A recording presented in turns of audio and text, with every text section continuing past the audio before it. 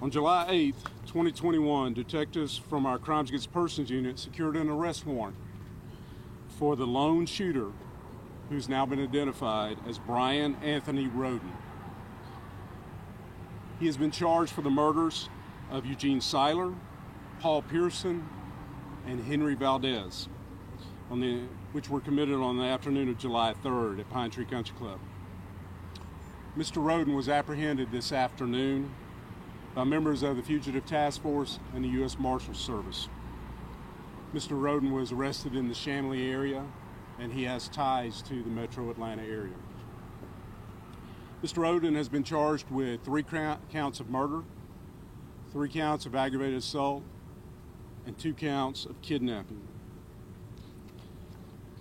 The arrest in this case is due to the tireless investigative efforts of the men and women of the Cobb County Police Department, our community members, and our partners, both in local and federal law enforcement.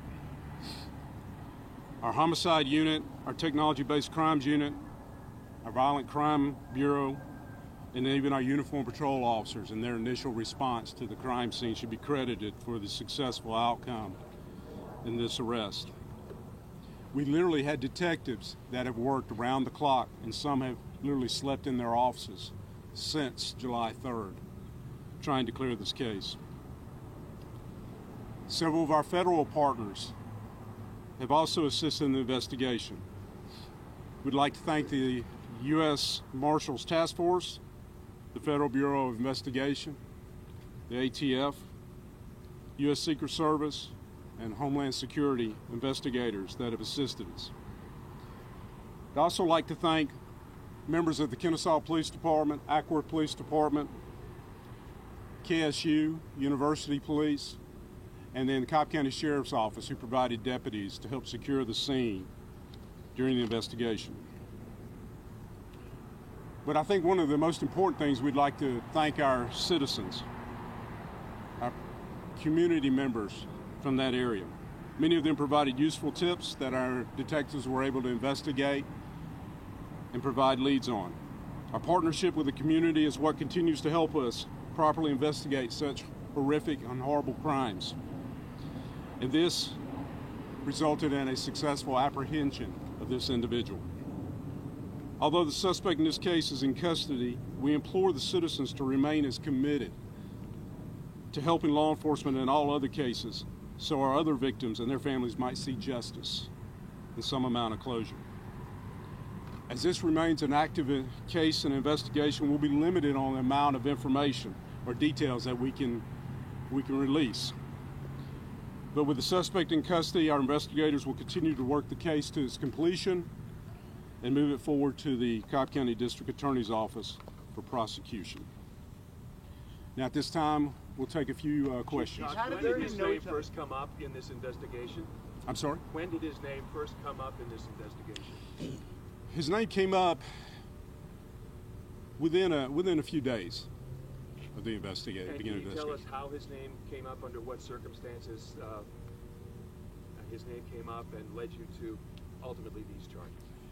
At this time, I do not want to release that information because it's critical to our investigation, and the investigation is not closed, it continues. And just a quick follow-up, can you give us any indication of the chain of events that led up to this and what possible motives there could have been with these 2 bodies that were found? At this time, I'm not going to release any information related to that. Is there a relationship between either the 2 victims from out of state and the killer or each other? Did they know each other before? That is something that we're exploring. We definitely feel confident there was no relationship between the shooter and Mr. Siller. Are you aware of his arrest by another Metro Atlanta County a few hours after Mr. Sillers was killed, arrest for DUI? I have been told that he had a previous arrest, yes sir. But you did not know, obviously, at that point that his name might be connected to this investigation? At this point, I don't want to discuss what all we knew at that point, because like I said, the investigation is continuing, and we're actually involved at this moment with discussions. And a quick follow-up, what sort of record do you know about him, possible criminal record in Metro Atlanta or elsewhere? That is something that I think we're not going to discuss this evening. Maybe it'll come up in a future discussion. See, a lot of people in the community obviously were worried. They were scared about this. This is obviously what doesn't normally happen in Cobb County. To the people out there right now who are watching, people who are in that public, what would you want to tell them about what they should feel about where this investigation is? I realize that some members of the community felt some frustration. They felt like they had limited information, and I can respect that feeling. From the perspective that I'm at, I knew we had a mission to come to a successful conclusion of this and provide a form of justice to the Siller family. And the successful arrest and prosecution was our highest priority, and that's what we were focusing on. Chief, why did this guy drive onto the golf course? That's part of the investigation I'm not going to discuss right now. Tell us how Tell us they about the other men. When they were killed, how long before bodies were found? I'm sorry? The other two victims, how long before they were found they died?